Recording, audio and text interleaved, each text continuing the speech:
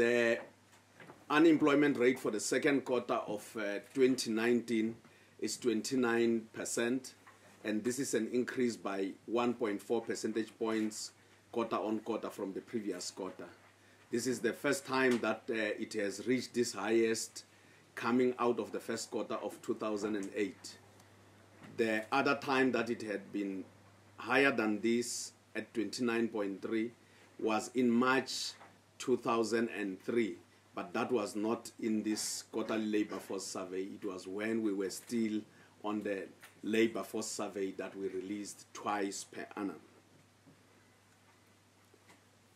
Now let us look at the last 10 years. In the last 10 years, coming out of the second quarter 2009 to the second quarter 2019, we see an increase of 5.8 percentage points, and again in the last 5 years, in the second quarter 2014 to the second quarter 2019, we see an increase by 3.5 percentage points, and furthermore in the last 1 year. In the second quarter of 2018 to the second quarter of 2019, we see an increase by 1.8 percentage points. Furthermore, but let me understand, are we filing yet? Okay, oh, we are just going to that room. Please, no, please continue. I thought they were going out. I wanted to say, no, please get the police. Yeah. Let us look at the working age in South Africa. That is people aged 15 to 64 years in the second quarter of 2019. We had 38.4 million. And of those, 23 million were in the labor force. And of course, those that were employed were 16.3 million. And those that were not employed, unemployed, were 6.7 million. And those account for the 29% in the second quarter. Let us look at the discouraged work seeker. We will remember that in the last quarter, first quarter of 2019, there were 3 million. So we see a decrease now to 2.7 million, meaning that there are people who have actually left the discouraged workership to come and actively look for employment. Other not economically active, we are having them sitting at 12.7 million. Now, let us look at the losses and gains. In relation to the not economically active, in the other category, we have a decrease by 77,000 quarter on quarter. And in the discouraged worker cohort, we have a decrease by 248,000 quarter on quarter. And furthermore, the unemployed increased by 455,000 quarter on quarter, and the employed increased by 21,000 people quarter on quarter. Now, let us look at employment. In relation to employment in the last 10 years, that is coming out of the second quarter 2009 to the second quarter 2019, we see an increase by 1.9 million jobs. That is about 2 million from 14.4 million. And furthermore, we see an increase in the last 5 years by 1.2 million jobs coming out of 15.1 million. And again by 25,000 jobs on the 1 year coming out of the second quarter of 2018 to the quarter that we are reporting on. And of course to 16.31 million. Now, let us look at the labor force participation rate, which is the number of those that are employed and those that are unemployed.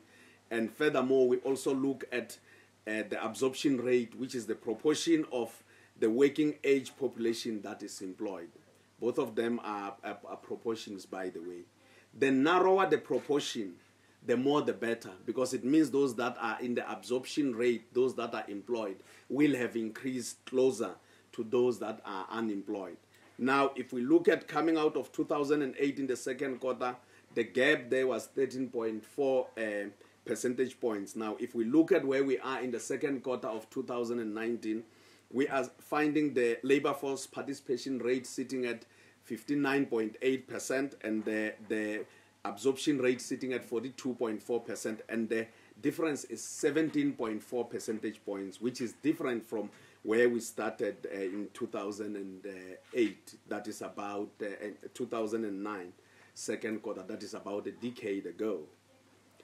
Now, let us go further and look at the labor markets in relation to unemployment or absorption rate and the participation rate in relation to levels of education, we can safely say that those with less than matric are vulnerable to labor markets, as we see that they've returned an unemployment rate of 34.5%, which has increased by 2 percentage points coming out of the last quarter. And those with matric are sitting at 29.4% with an increase of 0.7 of a percentage point. And we can see that graduates and other tertiary are relatively better in relation to unemployment compared to the other people without matric. And graduates are sitting at 9.1% unemployment rate, which has increased by 1.2 percentage points. In relation to absorption rate, generally, the absorption rate has increased only for those with less than matric and with those with matric. But otherwise, for the others, we have seen decreases. And that tells us that the kind of jobs that we will have taken or increased in relation to employment will have largely be in the area of people that are without are less than graduates. And again, let me correct that in relation to those with less than matric, there was also a decrease in the absorption rate. The labor force participation rate, which we would expect that will always take a different view from the unemployment rate, we can see that the lesser the unemployment rate, the more broader the absorption rate as well as the labor force participation rate. And in this regard, we see that all categories of education have increased in the second quarter of 2019. And with those with less than matric sitting at 49.9%, having increased by 1.1 percentage points. Now, let us look at unemployment rate in relation to age cohorts. Those that are younger, 15 to 24, are sitting at 56.4%, having increased by 1.2 percentage points quarter on quarter. And of course, when you compare those with those that are 55 and 64 years, we see that they are sitting at 10.5 unemployment rate, having increased only by 0.4 of a percentage point. And let's look at the absorption rate again for those that are younger at 15 to 24 years. It's sitting at 11.3% compared to the age cohort of those aged 15 to 64, which is sitting at 40.5%. And of course, the participation rate for those much younger remains lowest compared to, say, those that are 45 to 54 years, which is sitting at 75.3%. Now, let us look at the unemployment rate in relation to young people, unpacking them against the other age cohorts. Young people, regardless of levels of education, remain vulnerable to labor markets. As we can see, the graduates for those aged 15 to 24 years is, the unemployment rate for graduates aged 15 to 24 years is sitting at 33.7%, having increased by 2.7 percentage points. And of course, those with less than matric, it has gone up to 58.9%, having increased by 0.5 of a percentage point. And when you compare those with the other age cohorts in the same level of those with less than matric, you can see that those that are 25 to 34 years, their unemployment rate is sitting at 42.8%, and that one of those aged 35 to 64 years is sitting at 25.3%. And furthermore, we want to look at the not in employment, education and training. Now, these ones are not at work, they are not in education, they are not doing anything. We have 10.3 million young people of ages 15 to 24 years. And out of those, 3.3 million are not in employment, education and training. And they account for 32.3% of that age cohort. And the effect is much more on those that are female. And of course, while the females have dropped by 0.2 of a percentage point, it still doesn't make a dent when you compare them with their male counterparts, even when their male counterparts have increased by 1.6 percentage points. The females in that age cohort, not in employment, education, and training, remain vulnerable a lot more and much more exposed than their male counterparts. Now, let us look at the provinces. All provinces have increased in relation to the not in employment, education, and training, with an exception of the Northern Cape, Northwest, and Mpumalanga. While the Northern Cape has decreased by 1.1 percentage points, it still hasn't made a difference because it still remains the highest. The proportion of young people sitting in that province with who are in the need category still remains the highest. Now, there is an interest from youth formations who say, don't tell us until the age 24 years. Go as far as 35 years. Now, we are saying those aged 15 to 34 years in South Africa were 20.4 million. Out of those, 8.2 million persons, accounting for 40.3%, were not in employment, education, and training. And of course, while for both male and female there has been increases in relation to those that are in the need, women in that cohort of the need remain much more affected by than their male counterparts. And of course, we see that only one province has seen an increase in this age cohort. It's only KwaZulu-Natal that has seen a decrease. The others have actually gone up, with the Northwest leading the pack, sitting at 45.9% year on year in relation to the need. Now, let us look at employment. In the formal sector, there was a decrease by 49,000 jobs. In the informal sector, and here formal sector, non-agricultural. Even in the non-formal sector, in the informal sector, non-agricultural, we see now there's an increase by 114,000 jobs. In agriculture, there was an increase quarter on quarter by 5,000 jobs. In the private households, there was a decrease by 49,000 jobs. Now, let us look at the contribution of the sectors to the GDP, nominal GDP, and look at how they have claimed their share in relation to employment. We can see that trade, for example, while its share on nominal GDP is lower at 15%, it has actually created more employment, accounting for 21%. So is construction, and so is agriculture. If you look at agriculture, its share of nominal GDP on the right-hand side is 1.2%. That's about 2%. Yet its share of employment is 5.2%. Now, let us go further, looking at quarter-on-quarter changes in relation to the sectors. Trade, community and social services, as well as construction, manufacturing, agriculture, and utilities have gained employment, with utilities having gained 1,000 jobs, and of course trade having gained the highest at 84,000 jobs, while the other areas in the form of finance, mining, transport, private households have actually recorded losses. And in the process, for example, finance has lost 21,000 jobs, so is mining having lost 36,000 jobs. Let us look at the year-on-year changes.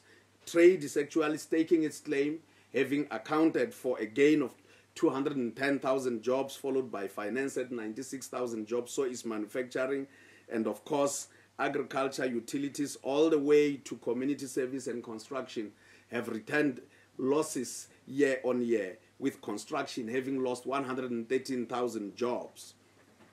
Now let us look at the gains in relation to the sectors quarter on quarter. Trade has benefited 84,000 jobs, especially in the area of other retail trade not in stores, restaurant, bars, and canteens. And services, the increase was driven largely by education and other services activities. In construction, the 24,000 jobs quarter on quarter were returned by building of complete construction and parts thereof. And furthermore, in manufacturing, the return of 9,000 jobs increase quarter on quarter was in the area of beverages, general purpose machinery, structural metals, basic iron and steel. Now, let us look at the losses. In the private household, we have already indicated we have lost 49,000 jobs. In transport, the jobs were lost, 42,000 jobs were lost in telecommunication and other land transport. And in mining, the jobs were lost in the mining of non-ferrous metal ores. We have to lift the embargo at this point in time, so please, as I continue to present, please continue filing your stories. But I will conclude very soon. In finance, we are saying that we have seen a loss of 21,000 jobs in legal, bookkeeping, auditing activities, as well as in architectural, engineering, and other technical activities. Now, about a third, which is 28.9% of all people were employed in elementary and domestic work occupations. And as we have indicated earlier on, that we see those with matric and less than matric, and these are areas where they get their employment. Now let us look at the formal sector employment versus the informal sector employment. Over time, in the last decade, the formal sector employment has increased from 10.1 million persons to 11.2 million persons. When we compare that with the informal sector, which increased from 2.2 million persons to 3 million persons. And of course, let us look at unemployment.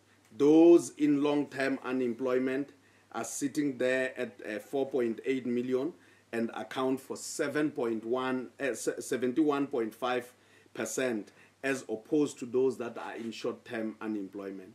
Long-term unemployment are people who have been in unemployment for at least 12 months. And those that are in short-term are 1.9 million and accounting for 28.5%. And of course, all of those come to total the 6.7 unemployed people that we have seen in the second quarter of 2019. Now, let us look at the official versus the expanded unemployment rate. We have already spoken on the official one, but we are saying that out of the 6.7 million persons that are unemployed, plus the 2.7 million persons that are the discouraged work seeker, and another 800,000 who didn't take up employment for whatever reason, we sit at 10.2 million persons that are in the expanded unemployment category. And those 10.2 million persons account for the unemployment rate of 38.5% in the expanded unemployment category as an unemployment rate. And of those, women are affected the most, sitting at 42.5%, opposed to their male counterparts sitting at 35%. Even in the official definition, women are affected the most.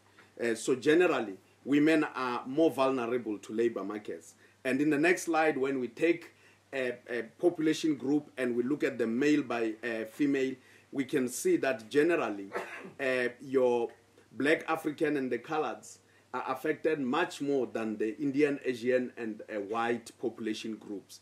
But out of that, your black African females are much more affected, sitting at the unemployment rate of 35% in the second quarter of 2019.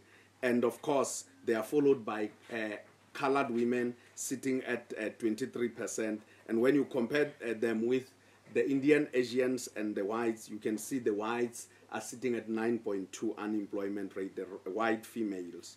Now, when we look at the expanded definition, it's even more. The national expanded definition for females is sitting at 42.5%. But look at black Africans. It's almost 47%. That is 46.9% to be exact. Look at that one of colored women. It's sitting at 31.6%. And when you compare that with the Indian Asians, the one for Indian Asians is at 21.2%. And the one for the whites, white females, is 12.7%. So women are vulnerable to labor markets. So are young people. So young people and women are vulnerable to labor markets, but in particular, your black African women are much more vulnerable, followed by your colored women, as opposed to the other population groups. Now, we want to look at the behavior and of the provinces and the performance of the provinces. We can see that the unemployment rate official, the Eastern Cape has the highest unemployment rate. And of course, it's followed by Mpumalanga, both of them sitting at 35.4% and 34.7% respectively. And the lowest occurs in Limpopo at 20.3%. But when we look at the expanded, look at the jump in Limpopo. It jumps by 20.8 percentage points to 41.1% expanded unemployment rate. But it's not the highest. The highest is actually in the Northwest, sitting at 46.6%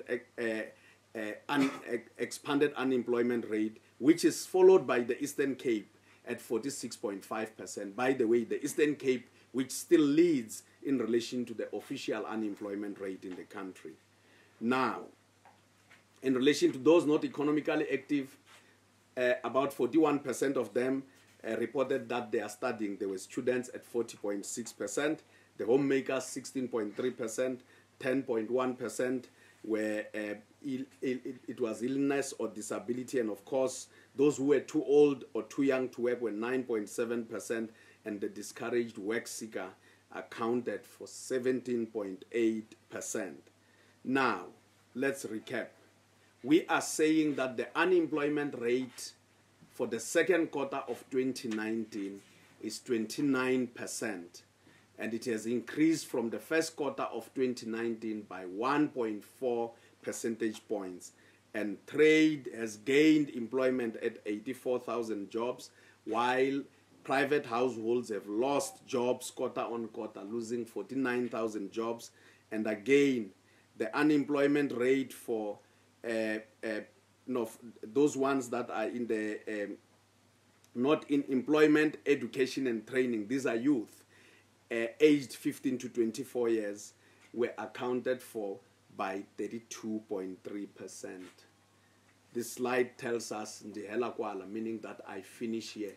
If you want the story around it, I'll unpack it some other day.